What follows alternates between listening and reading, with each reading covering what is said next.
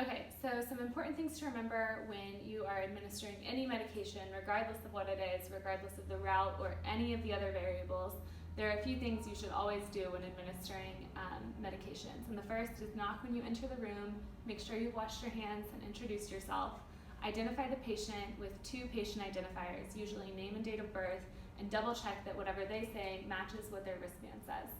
Ask the patient if they have allergies, and then always be aware of the patient's vitals. Some medications are discontinued if vitals are outside of a certain range, and so you should always be aware of vitals and labs and things like that that might impact whether or not you should give a medication.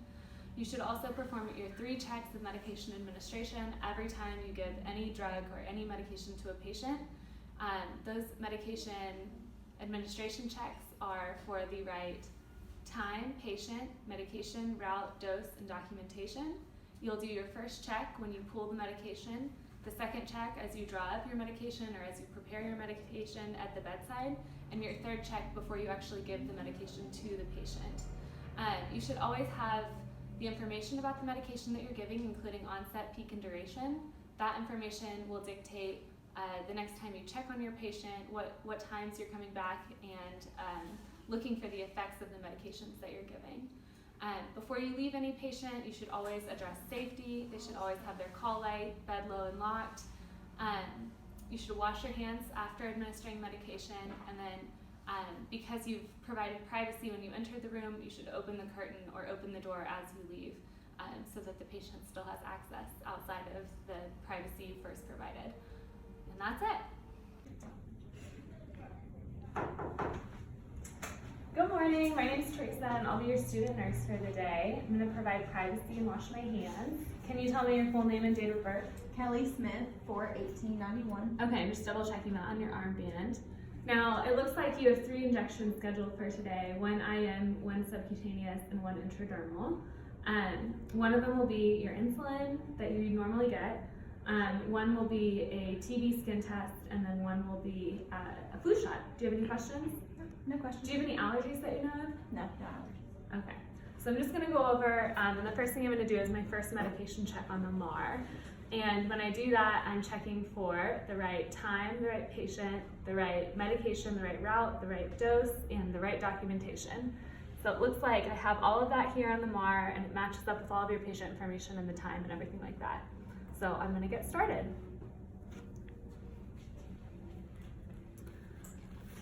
Okay, so the first thing I'm going to do is start to draw up the medication. And as I draw up the medication, I'll be doing my second check on the rights of medication administration. And so I'll be just comparing that I have all of the right medications here, and I'll be using those same rights that I mentioned a minute ago. So that would be the right dose, the right patient, the right medication, the right time, the right route, and the right documentation. And we've got all of that here. I just checked it. So I'll start by cleaning the vials because they've been used previously.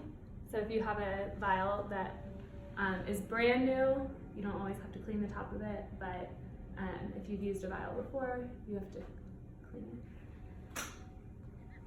It's always safer to clean it. And I'll be doing this for 15 seconds. And I would do that to each of my vials. I'm not going to do that just for this video's sake, for time.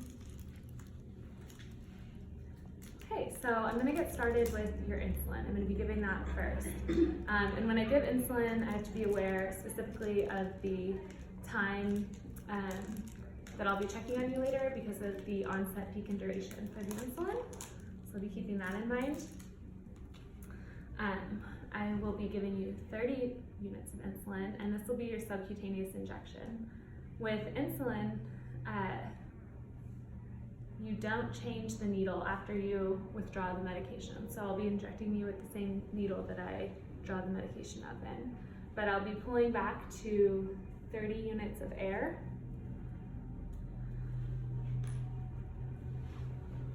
I'll be injecting 30 units of air into the vial, and then pulling 30 units here. Now with insulin, you also always need to verify your units with another nurse before injecting, and I'll be doing that with Harmony. Harmony, could you verify how many units are in this? Okay, it looks like 30 units. Okay, thank you so much. Okay, I will be putting that aside and I'll do all of your injections at the same time. So the next one that I'm going to draw up is your TB. This is an intradermal medication, so what's important to know about that is it's a lot less fluid than would normally be in an injection. I'll be injecting 0.1 milliliters of fluid, but it can be a max of 0.2 with an intradermal injection. Okay, so assuming that I've already cleaned these as well, I will pull back to my 0.1, just like I did insulin.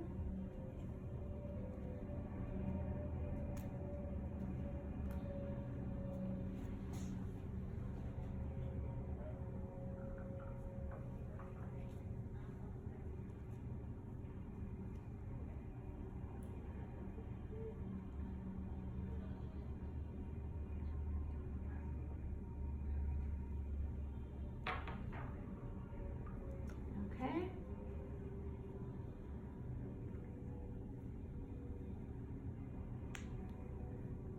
And then I'll be getting ready your intramuscular injection, which will be 1 milliliter. So again, I'll pull back to get the air on this. I will have already cleaned my vial.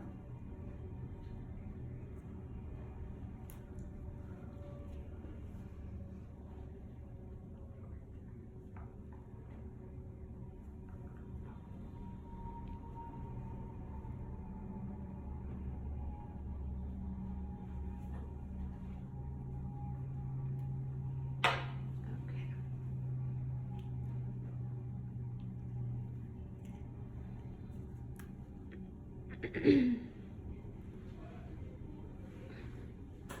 fine.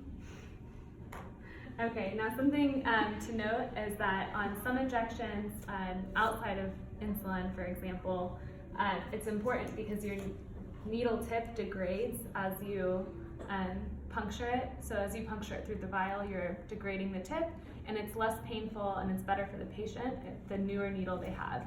So what you can do is you can recap your needle. And what I'll be doing, I'll just show you with this one example, is unscrewing it. So the medication is still inside, but you've taken this needle away and you can replace the needle. This would go into the sharps container.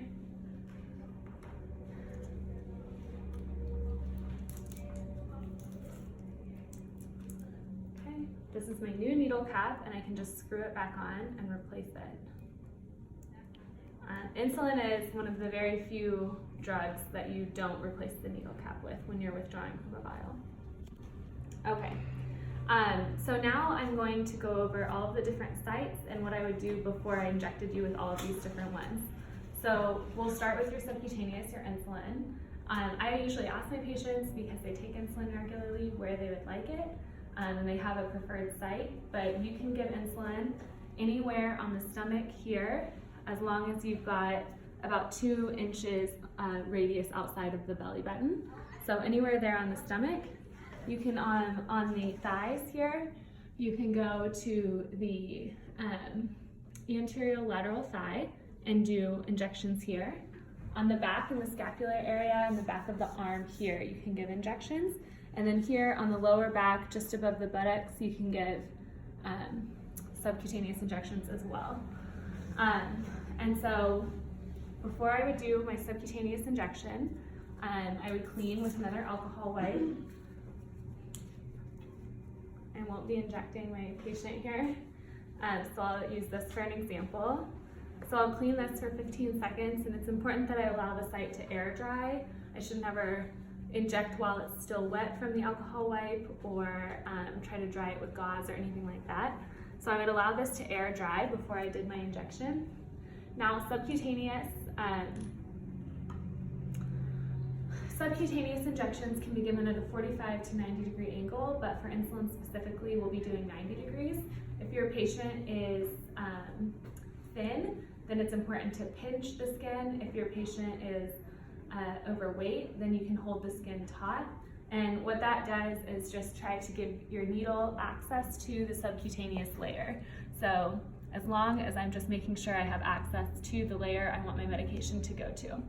So for that insulin, right before and with my patient was when I would do my third check. I would do my third medication administration check, again, making sure that I had the right time, patient, medication, route, dose, and documentation. I have all of those things, my site is ready, so I'll do my insulin injection. So I'll be pulling this off, pulling my skin. I'll do a dart method of injecting, and I'll put this in the sharps container as soon as I'm done. Okay, so I'll be moving next to the tuberculin, the PPD TB skin test. Now for this, it's important that I inject at a 10 to 15 degree angle. TB tests are usually done on the forearm, and I'll be injecting with the bevel of my needle pointing up. So it's really important to look at that before and then go at a 10 to 15 degree angle. Again, I would cleanse my site for 15 seconds before doing that injection. What about the type of needle you're using? Okay, and for an intradermal, I would be using a 25 to 27 gauge needle. I'd be using 3/8 to 5/8 needle length, and then I would only be injecting, for my patient today, for the TB test, 0.1 milliliters of fluid, but it can be a maximum of 0.2 milliliters with an intradermal medication. So assuming that I've cleaned my site, the skin is dry, and I've got my needle pointing up, I would then inject just like that and pull back.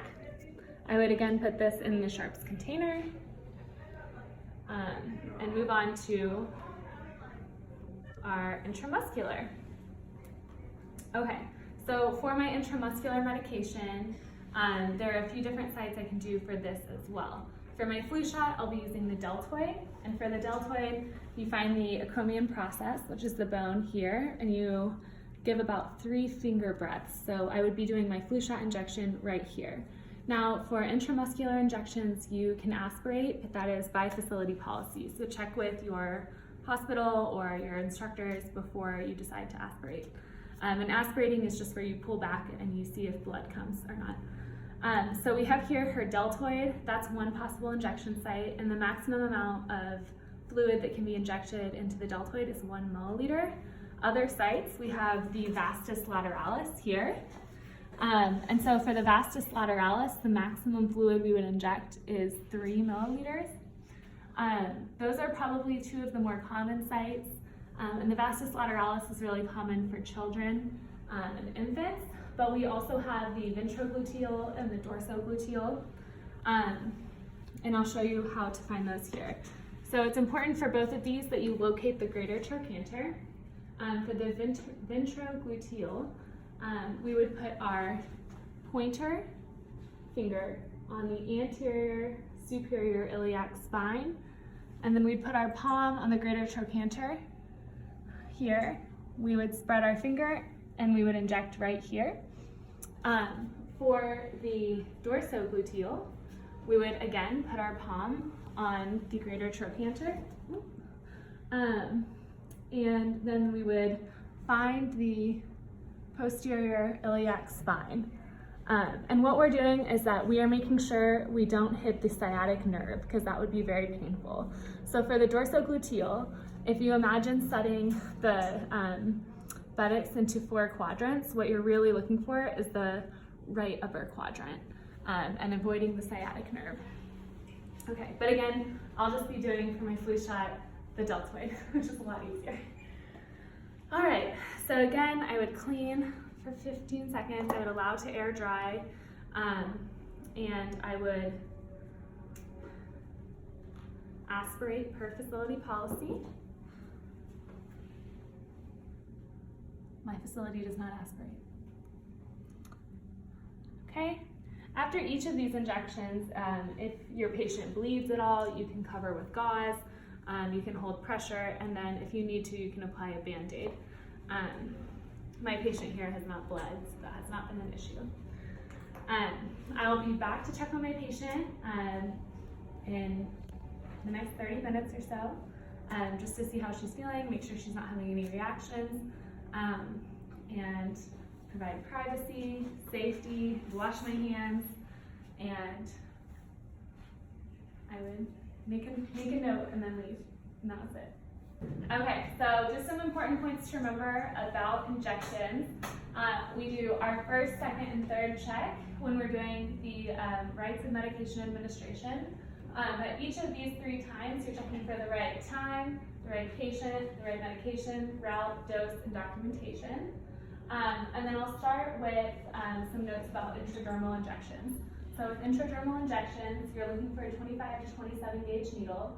It should be 3/8 to 5/8 inch on needle length. You inject at 10 to 15 degrees. Make sure your bevel is up on your needle before you do that injection. And then the max amount of fluid is 0.1 to 0.2 milliliters. Moving on to subcutaneous injections. The sites are the stomach, excluding around 2 inches of the belly button where you cannot inject. You can do the lower back, in the high buttocks area, the back of the arms, the scapular area, the anterior lateral thigh. You can use a 25 to 27 gauge needle that is 1/2 to 5/8 inches long. You can inject subcutaneously 45 to 90 degrees. If you're doing 90 degrees, the dart method, just like I mentioned in the other video. And then the maximum amount of fluid is 0.5 to 1 milliliter. Some important notes about popular subcutaneous injections. For insulin, you only ever use an insulin syringe. So you should never drop insulin in just any syringe you see that meets these criteria. It needs to be a specific insulin syringe. For heparin, you only do injections in the abdomen. So none of those other sites apply when you are giving heparin. You don't ever pinch the site when you're giving heparin, and you don't ever massage the site afterwards.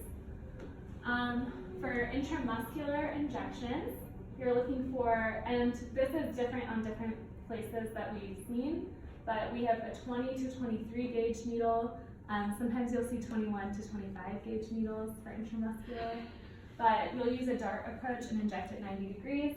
You'll aspirate per facility policy. It should be a 1 to 3 milliliter syringe that is 1 to 3 inches of needle length.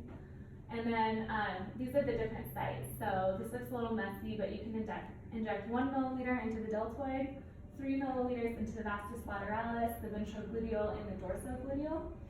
And I already described how to find all of those sites in the other video, so that's it for injections. Hey, Ms. Smith, my name's Heather. I'm going to be your student nurse today. I'm going to give you a couple of medications. Can you state your name and date of birth for me? It's Kelly Smith, September 30th, 1990. Okay, yep, and that's right. I'm going to wash my hands. And the doctor has ordered you a couple of medications, okay? So we're going to be taking Colace, which is a stool softener. We're going to do Tylenol, because you said you had a headache.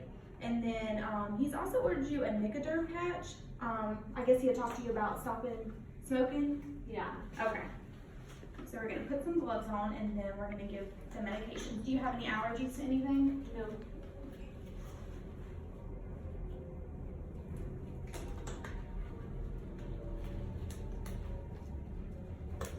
So then I'll check the right patient, the right time, the right dose, the right medication, the right documentation, and the right route. So we're going to give you your Tylenol first, okay? Okay.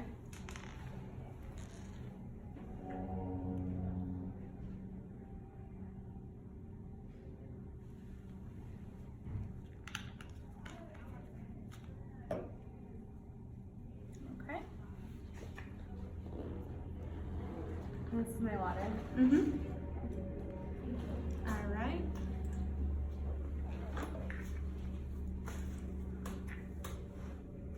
Okay, then we're going to give you your Colace.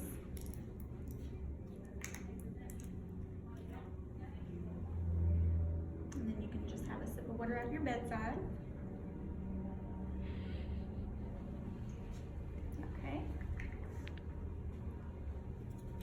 and then we have to apply your patch. So we're gonna put it over here on your arm. Is that okay? Yeah, that's fine. Okay. So because this is your first application, it's every 24 hours. So just to make sure that you're taking the old patch off before you apply a new one is very important. Okay. Okay? And then always wear gloves, and you never want to cut any of your patches. That's pretty important as well.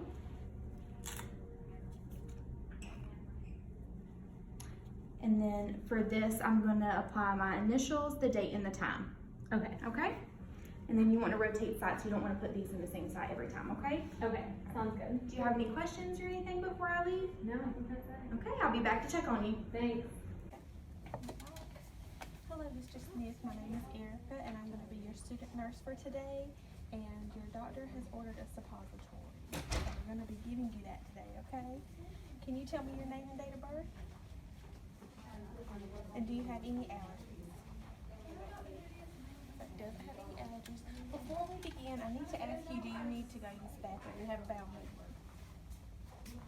Okay, so he said no, so I'm going to go ahead and get started.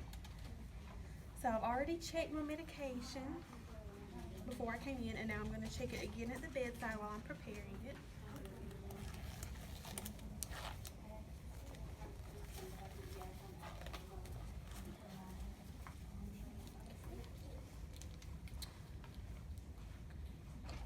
So now I need to go ahead and reposition you into a left lateral position, okay?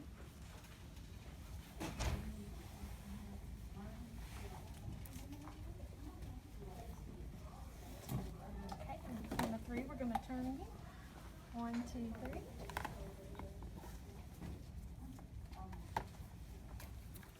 And expose.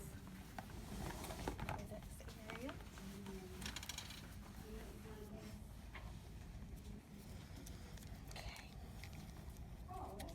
And as I'm checking, I'm making sure that I check my 6 routes of medication, the right time, the right patient, the right medication, the right route, and the right dosage, and the right documentation.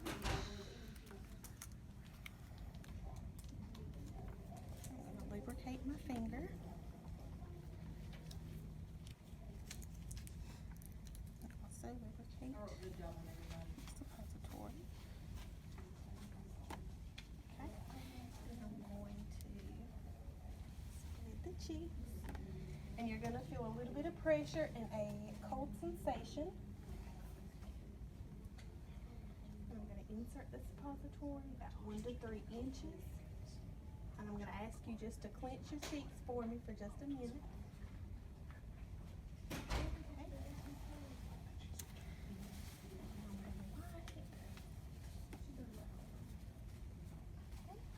And we're all finished with it. Okay, Mr. Smith, we've given you your suppository and we've gotten you back comfortable in the bed, okay? So if you feel like you need to have a bowel movement, you let me know and we'll come help you to the bathroom, okay? What are you doing? So at this time, I would wash my hands and document. Hi, Mr. Smith. We're just going to provide you with some privacy. I'm Harmony, and I'll be your student nurse for today. Could you tell me your name and date of birth? Okay, so the first medication I'm going to use is my Adderall. Okay, thank you. That looks right. Your provider has ordered you some Tylenol for today, and it's due at this time. I'm going to go get that. Do you know if you have any allergies? No allergies. Okay. I'm going to wash my hands and get my supplies ready. Get my gloves on.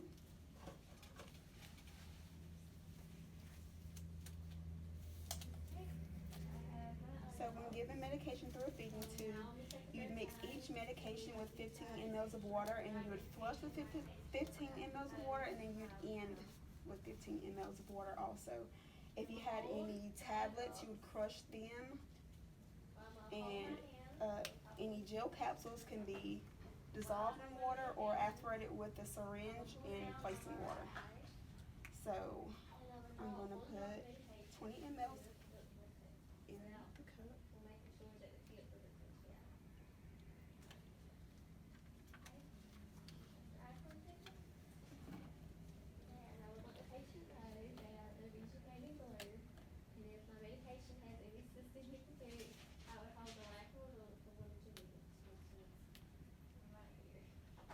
So before gathering the medication, I did my first check for the medication rights, and then as I'm pour the medication, I look at it against the MAR, and then before I administer medication, I will check the rights one last time. So that's everything. We're gonna come back into the patient's room with the supplies. Make sure that the head of the bed is in semi-phallus position. Okay.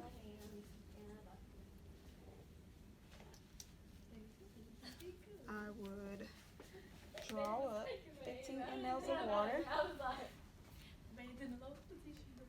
to initially flush. Okay. Okay, so that went through, and then I would adjust the tube just to let the medication flow by gravity.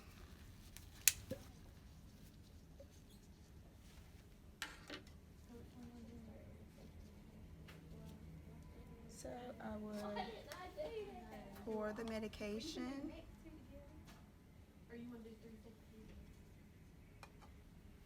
And then between each medication, I would pour 15 mLs of water. So just one. Allowing time for gravity to let the medication flow in.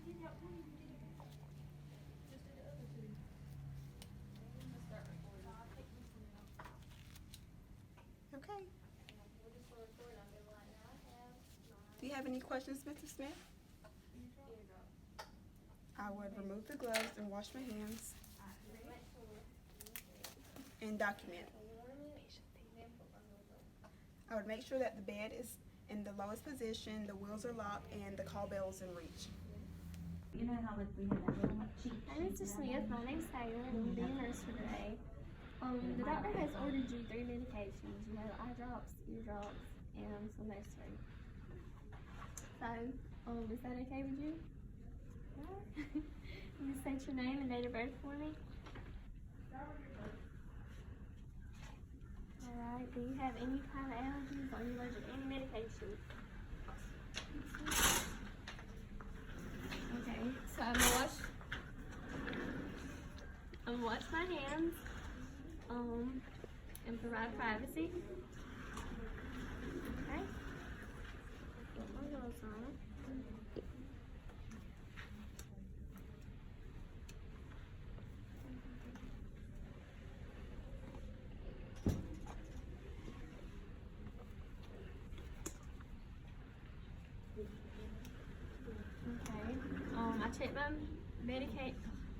I checked my MAR once before I came into the patient's room, and now I'm going to check again to make sure all my medications match and that I have it's the right times, the right patient, right medication, right dose, right route, and that I document correctly.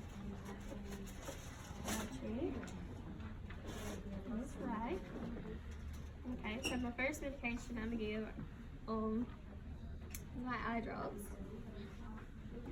Okay, and again I'm checking for a third time to make sure I have the right medication. My fix right. Okay, so I'm gonna rest my hand on the patient's forehead, and I'm gonna hold my medication in the same hand, and I'm gonna pull it down, and I'm gonna drop one drop into the conjunctival sac, making sure that the tip doesn't touch the eye. Okay, and close your eye for me. Okay, you can open. And now I'll let the patient know that their vision may be blurred, and if my medication has any systemic effects, I would hold my lacrimal duct for 1 to 2 minutes. Okay? Now, I'm going to give my eardrops. Okay? I'm going to be giving my eardrops in my right ear. So I'm going to have a patient, can you turn your head for me?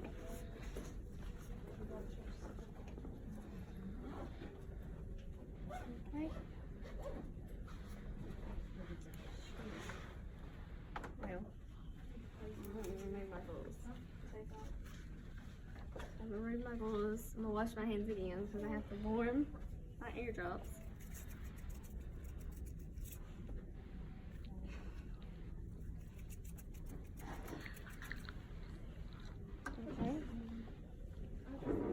My clothes on. Or I'll just say.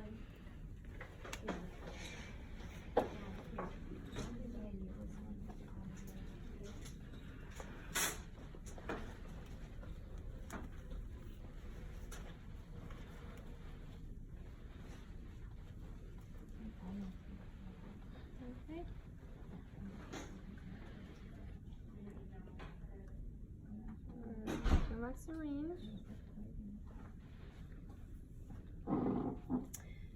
And I would pull up for adult and down and back for child.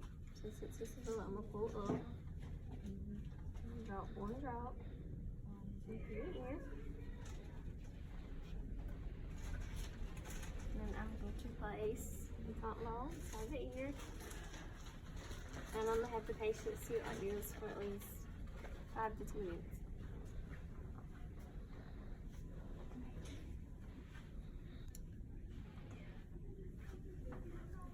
Okay, now last, I have my nose spray.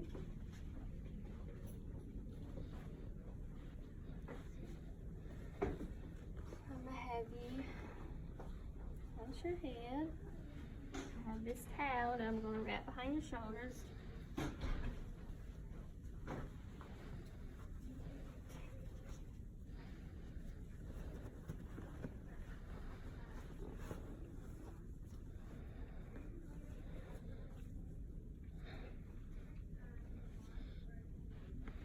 Okay. Open.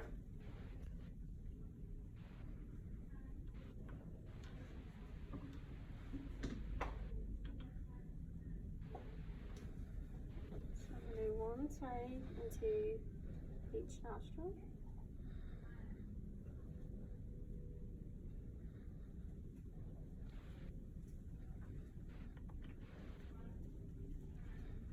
And I'm going to have the patient remain in this position for at least 5 minutes. Okay, so I'm going to make sure my bed's in the lowest position. I'll make sure my patient has their highlight. I'm going to remove my gloves.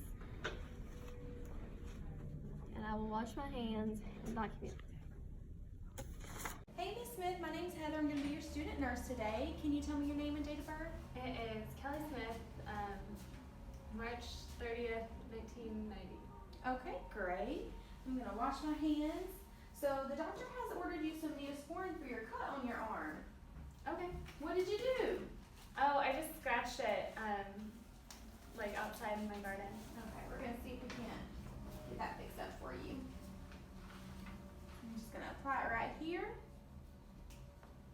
And then we're going to put a bandage over it, okay?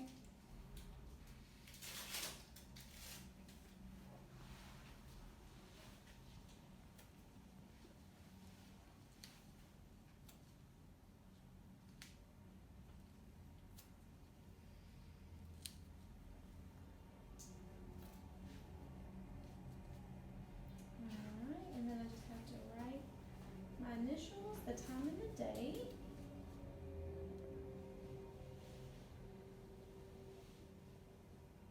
Okay, is that better? Yeah, that's great. Thanks. Alright, so I'm just gonna take my gloves off and then dispose of my trash right there. I'm gonna wash my hands and then I'll be back to check on you. Is there anything that you need? No, I don't think so. Thanks. Alright, thank you. Hello, Miss Smith. My name's Teresa, and I'm your nurse for the day. I'm here with your inhaler. I'm going to provide privacy and wash my hands. Can you tell me your full name and date of birth?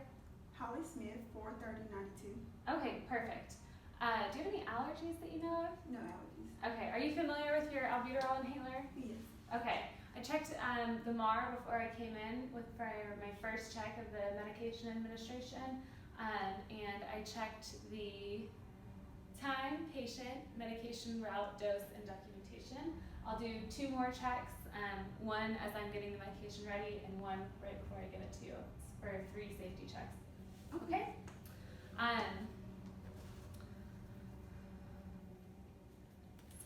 Get started here. A lot of people think when you use an inhaler that you have to put your mouth on it, but we'll actually be holding it just 1 or 2 inches away from your mouth. And I want you to take a deep breath, but then just exhale normally when you're done, just like it was a normal breath, okay? You will be doing 2 pumps of your inhaler, but we'll take a minute or 2 between each of those pumps, just to let it go. And then if you need to take any other inhaled medications, we're gonna wait 5 to 10 minutes, because the bronchodilator is going to open your airways to let all those other medications work more effectively later, okay? So you always take that bronchodilator first. Okay, so I'm doing my second check with the MAR now. Okay, I'm gonna remove the cap and we're gonna shake it for 3 to 5 seconds. Okay, we're gonna come over, open your mouth, take it 1 to 2 inches away, press down, exhale normally, wait 1 to 2 minutes, and then we would do it again, okay? Afterwards, we would provide mouth care. It's important that you rinse your mouth after you use an inhaler, so we would do that for you. Make sure all of your patient safety is taken care of, your bed is low and locked, you have your call light, let me know if you need anything. Since you're taking a respiratory medication, we'll be back to check on you and listen pretty soon, okay? Okay, thank you. All right, thank you.